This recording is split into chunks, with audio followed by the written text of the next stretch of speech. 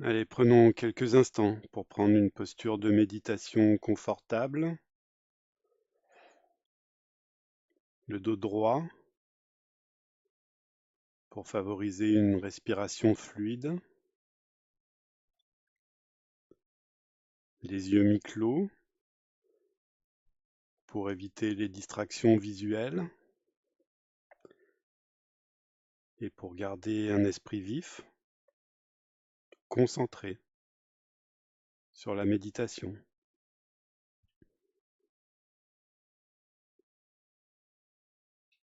Prenons quelques instants pour laisser toutes les tensions et le stress se dissiper.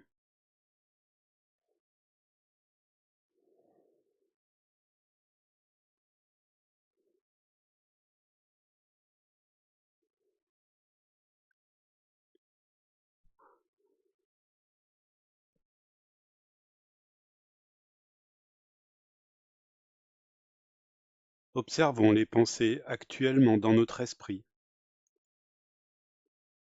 et prenons la ferme décision de ne pas les alimenter, de ne pas les suivre et de les laisser se dissiper.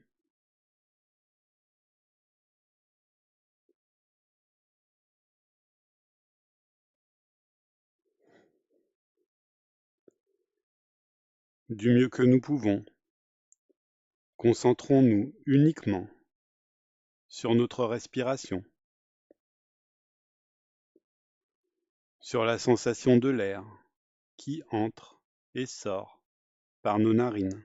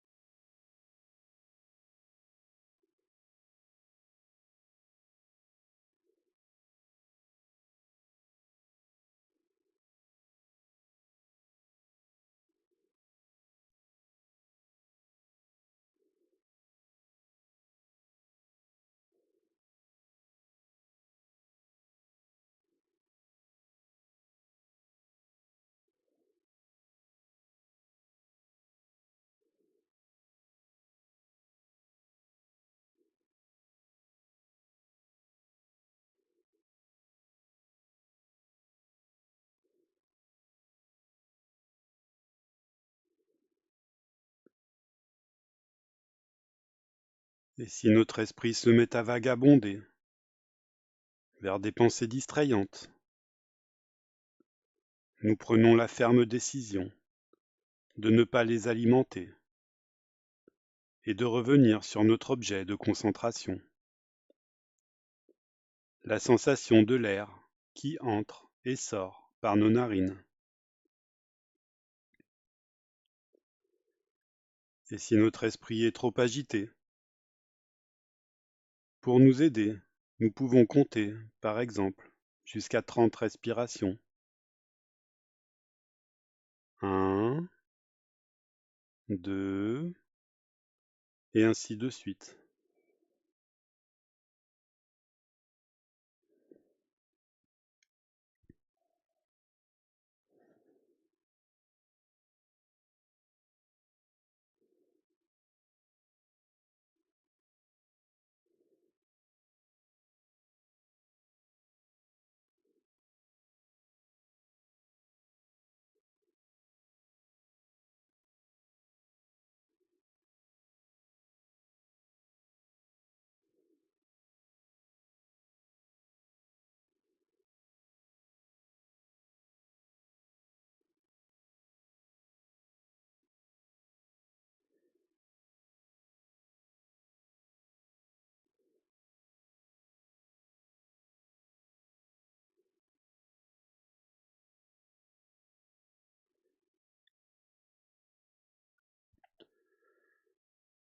À présent, du mieux que nous pouvons, visualisons une puissante lumière blanche irradier tout notre corps, du sommet de notre tête jusqu'à la pointe de nos pieds. Une lumière blanche, douce, chaleureuse, d'amour, de compassion, de sagesse, dans laquelle nous nous sentons en parfaite sécurité, ici et maintenant. Rien ne peut nous arriver.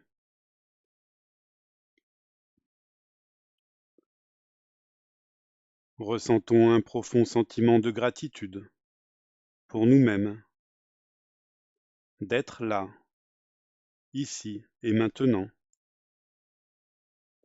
d'établir un contact conscient avec cette puissante lumière blanche, pour développer notre force intérieure, pour nous-mêmes et pour notre entourage.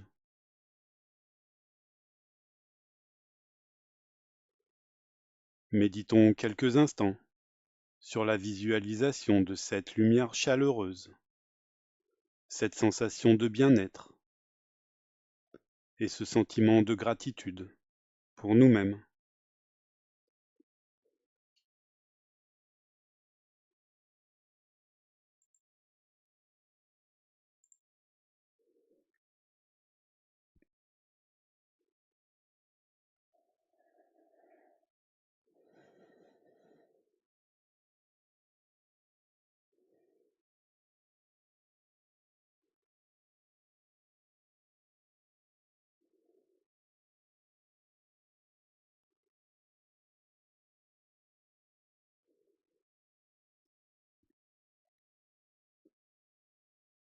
S'il te plaît, laisse-moi connaître ta volonté à mon égard et donne-moi la force de l'exécuter.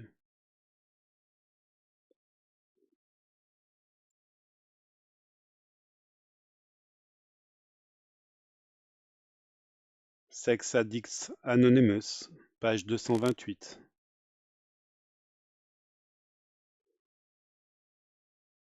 Je me vautrais dans l'apitoiement sur moi-même et j'exagérais les problèmes afin de manipuler l'objet de mon obsession pour qu'il me donne plus d'attention.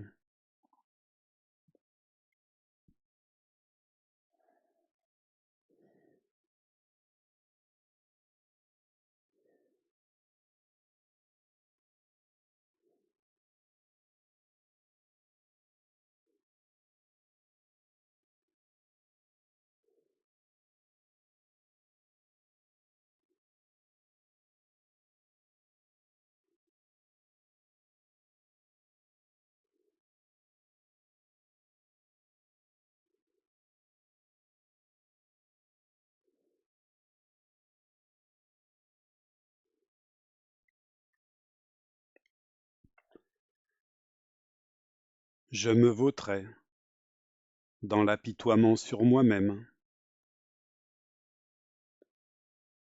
et j'exagérais les problèmes afin de manipuler l'objet de mon obsession pour qu'il me donne plus d'attention.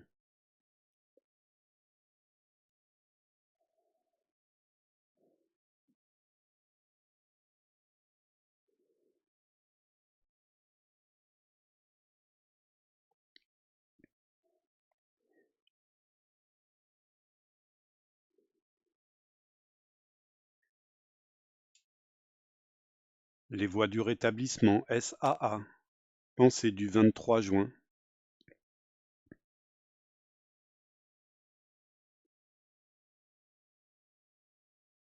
Parmi les dépendants,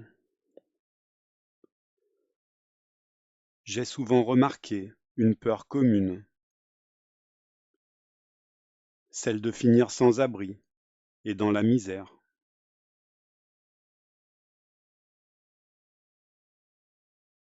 Quelques mois après avoir commencé les étapes, je conduisais sur l'autoroute, envahi par cette peur. J'ai contacté une amie qui avait des décennies d'expérience dans les programmes en 12 étapes. En sanglotant, je lui ai dit : « J'ai peur de finir un jour sans abri, à vivre sous un pont. » Elle m'a répondu : « Qu'est-ce qui te fait croire que tu auras un pont ? »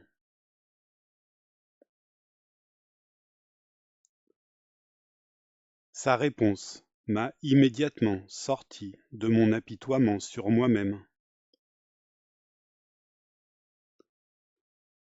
En réalité, à ce moment-là, je rentrais du travail en voiture. Je n'avais aucune raison de croire que je deviendrais un jour sans abri.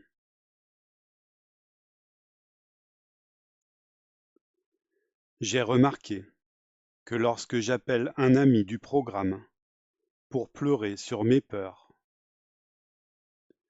je ne cherche pas vraiment une solution. J'espère plutôt qu'il va se joindre à ma fête de l'apitoiement. Et je suis alors très loin d'une attitude de gratitude.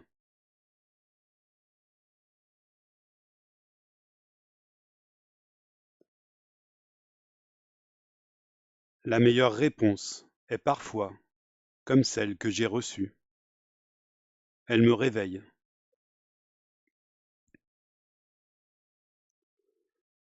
En revanche,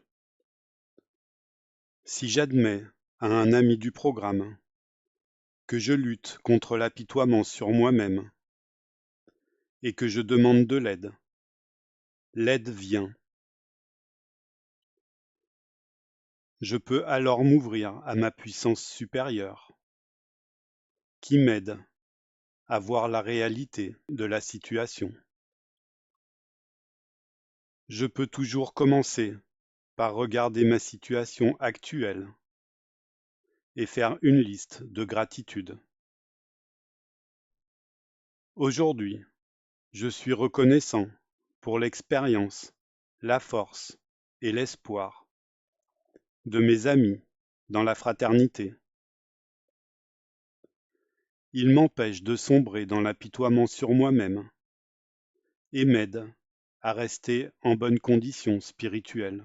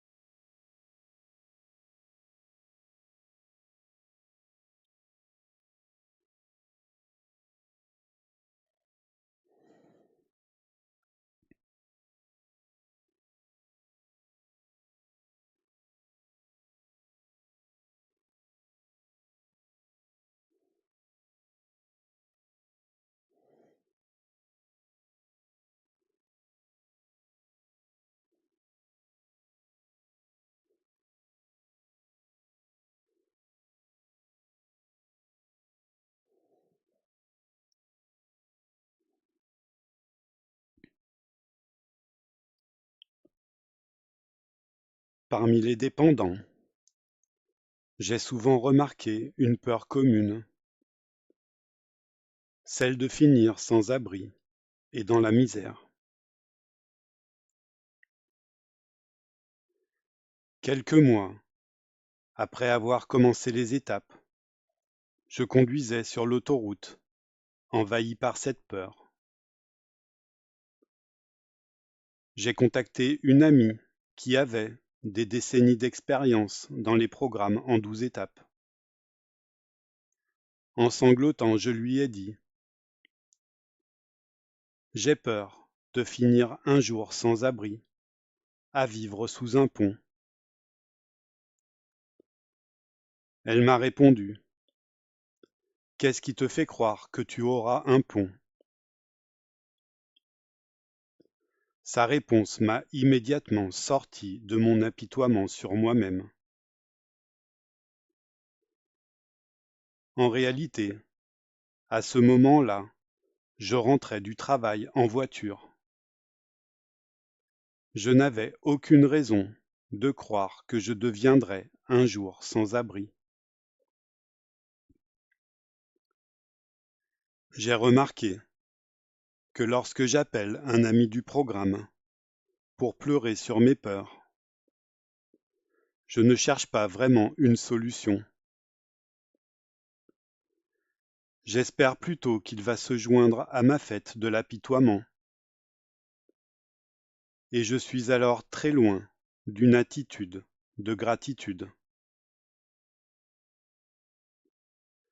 La meilleure réponse est parfois comme celle que j'ai reçue. Elle me réveille. En revanche, si j'admets à un ami du programme que je lutte contre l'apitoiement sur moi-même et que je demande de l'aide, l'aide vient. Je peux alors m'ouvrir à ma puissance supérieure qui m'aide à voir la réalité de la situation. Je peux toujours commencer par regarder ma situation actuelle et faire une liste de gratitude. Aujourd'hui, je suis reconnaissant pour l'expérience, la force et l'espoir de mes amis dans la fraternité. Ils m'empêchent de sombrer dans l'apitoiement sur moi-même et m'aident à rester en bonne condition spirituelle.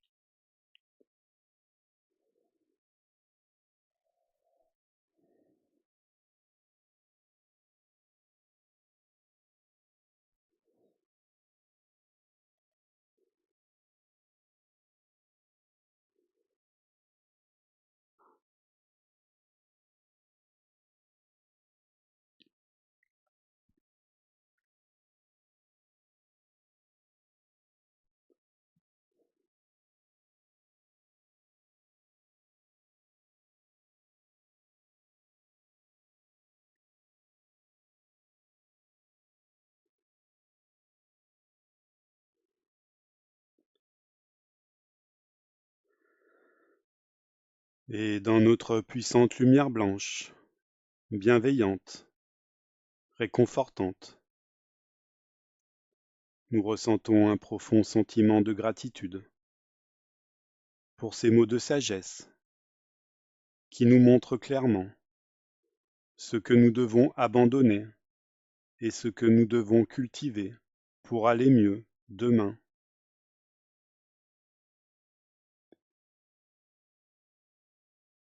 Et nous pouvons développer du plus profond de notre cœur une puissante intention de mettre en pratique cette sagesse dans notre vie.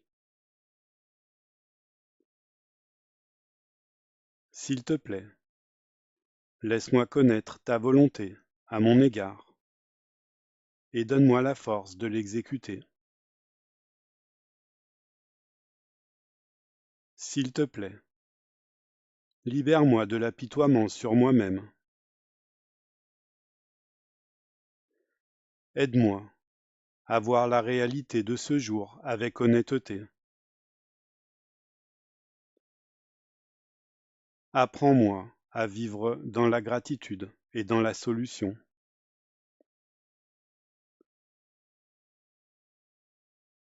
Prenons quelques instants pour développer cette puissante intention avec nos propres mots.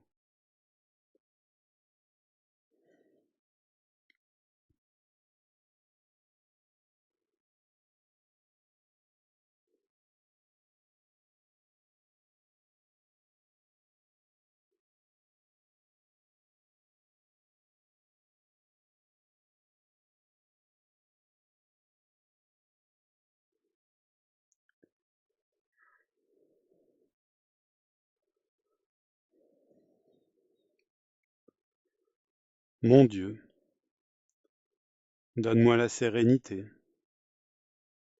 d'accepter les choses que je ne peux changer, le courage de changer les choses que je peux, et la sagesse d'en connaître la différence.